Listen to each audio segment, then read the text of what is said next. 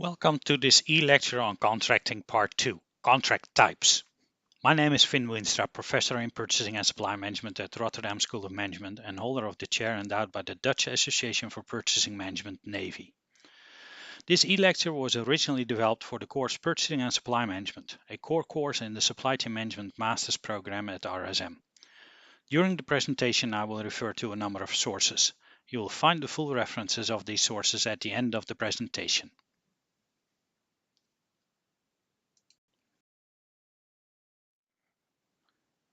This e-lecture deals with contracting, one of the main processes within purchasing and supply management.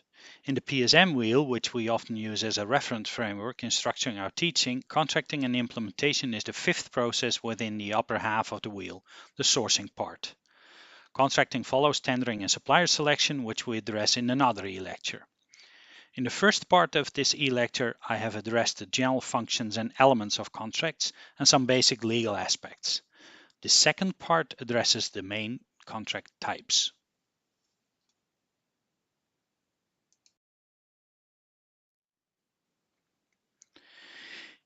In discussing different contract types, it is helpful to start from the different types of purchases.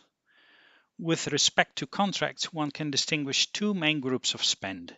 Physical products in the form of finished products, components, or raw materials on the one hand, and services and capital expenditure on the other hand. For physical products, we usually find contracts based on fixed unit prices, often with volume discounts. Such contracts, however, are often subject to the risk of so-called double marginalization. Double marginalization reduces supply chain profits because the supply chain margin is divided between the two parties, and each stage makes its decisions considering only its own margins. There are, however, three contract types that increase overall supply chain profits by making the supplier share some of the buyer's demand uncertainty. A buyback contract allows a retailer to return unsold inventory at an agreed upon price and typically up to a specified amount. In revenue sharing contracts, the manufacturer charges the retailer a low wholesale price and shares a percentage of the retailer's revenue. Under quantity flexibility contracts, the manufacturer allows the retailer to change the quantity ordered after it has assessed market demand. We refer to textbooks such as the one by Chopra and Mindel for further details on these contracts for finished products and components.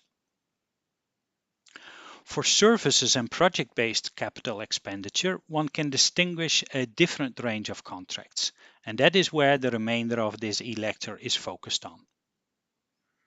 With project-based capital expenditure, we mean capital expenditure such as new office buildings or a highway.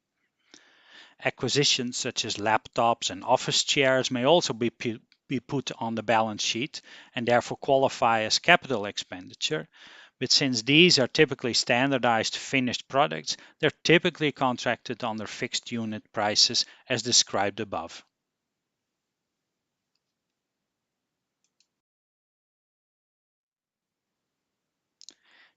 In defining and explaining the main purchase contract types, it is helpful to first review the core mechanisms of contracts. In essence, we can distinguish three main mechanisms or types of provisions: the pricing mechanism, the payment mechanism, and the activity allocation mechanism. Regarding each of these mechanisms, we can distinguish two or more main alternatives. Under the price mechanism, there are three main alternatives: fixed price, cost reimbursable, and unit rates. Under fixed price pricing, the supplier performs an activity for a predetermined price, regardless of the time and resources it will actually require to perform the task. Think, for instance, of a project assignment to paint a number of houses for a fixed price, or a management consultancy project to be undertaken within a fixed budget. Under cost reimbursable pricing, sometimes referred to as time and materials or cost plus, The supplier compensation is determined based on the actual resources used. So now the painting contractor gets compensated for the hours worked and the amount of paint it has actually consumed. The consultancy provider gets compensated for the number of hours it has used, for instance, to conduct interviews and to write and present the report. Under unit rate pricing, buyers pay suppliers a predetermined rate for a given amount of output.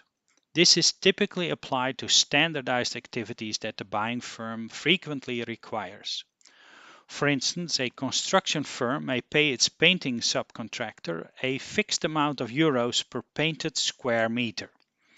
An oil and gas company may pay its piping subcontractor a fixed rate per meter of piping.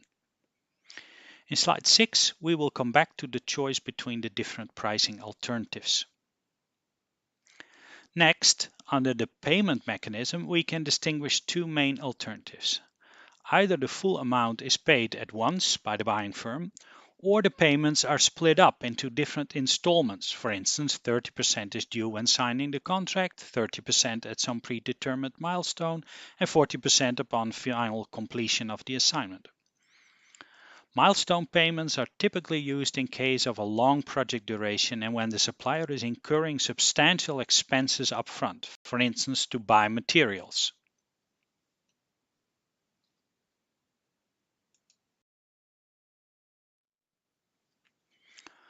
Under the activity allocation mechanism, one can define 5 main varieties. These varieties mainly apply to capital expenditures involving engineering and construction, such as the construction of a new factory, a highway, or a large marine vessel.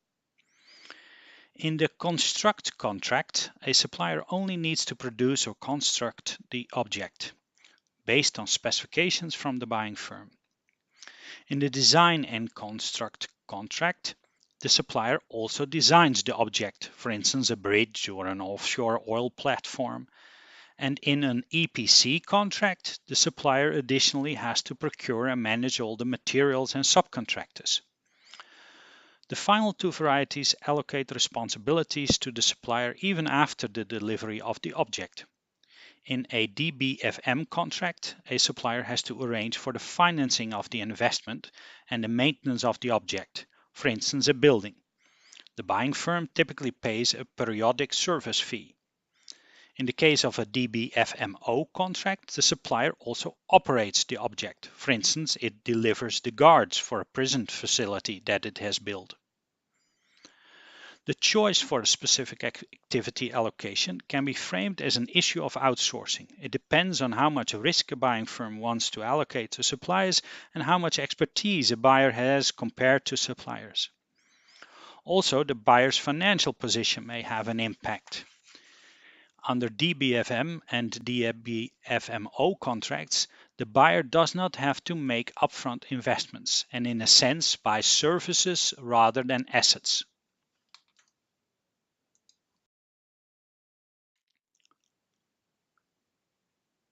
For the remainder of this e-lecture, we will focus on the choice between different pricing mechanisms in service and capital project acquisitions.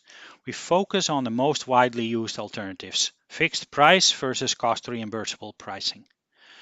We are excluding unit rate pricing because it is only applicable to highly standardized activities. In a way, you can see it as an intermediate form. The price per unit is fixed, but typically the quantity is not set upfront. In this table, you see the advantages and disadvantages of the two alternative pricing methods from the perspective of the buying firm. The main advantage of a fixed fee to the buyer is that once the contract is signed, the price is known. This may be useful, for instance, if the buyer has strong budget restrictions. There are also disadvantages. If it is hard to verify all quality aspects during the project and upon completion, the supplier may cut corners.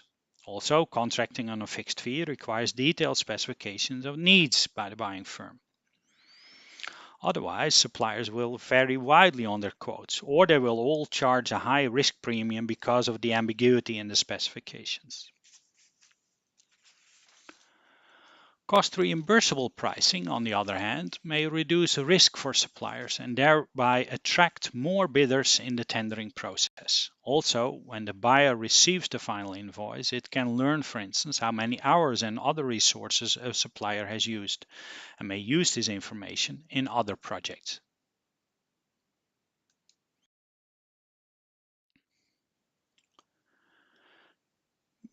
Because of the strong contrasts between the advantages and disadvantages of the two main pricing alternatives just described, various intermediate forms have been developed. For instance, fixed price contracts may have an economic price adjustment clause.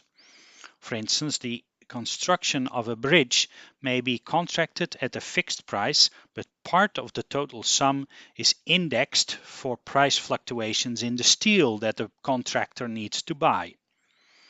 A fixed price contract may also contain bonus or penalty clauses to discourage opportunistic behavior. For instance, penalties on human accidents during construction. Also, reimbursable contracts exist in various forms, particularly with regard to the fee that the supplier can earn on top of the actual costs it incurs for labor and materials. For the supplier, this fee should support its overhead costs and its profit margin. This fee may, for instance, be contracted as a fixed percentage in relation to the costs to be reimbursed, possibly with a maximum absolute amount, or as a fixed absolute amount. The latter basically sets two pricing mechanisms, a fixed price for the management services of the supplier and a cost reimbursable contract for all the expenses it incurs for labor and materials. Finally, the fee may be incentive-based, including penalties and rewards for bad and good performance on particular aspects. A special version of this last form of cost reimbursable contracts is the target sum contract, as explained in more detail by Van der Pijl and Van Welen.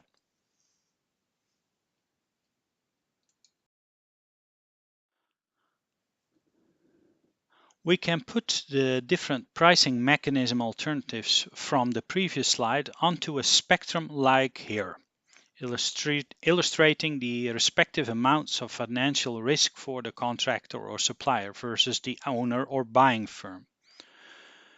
Note that we excluded the fixed price with economic price adjustment alternative here, but it could be positioned second from the right.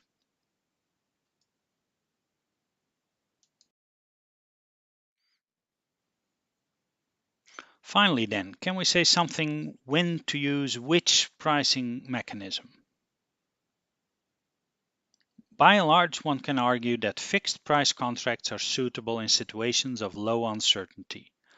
Also, a competitive supply market with suppliers that are not strongly risk avoiding helps, because otherwise the bidders would charge relatively high prices. In contrast, cost reimbursable contracts are suitable when there is a lot of uncertainty and when the supplier market is not so competitive.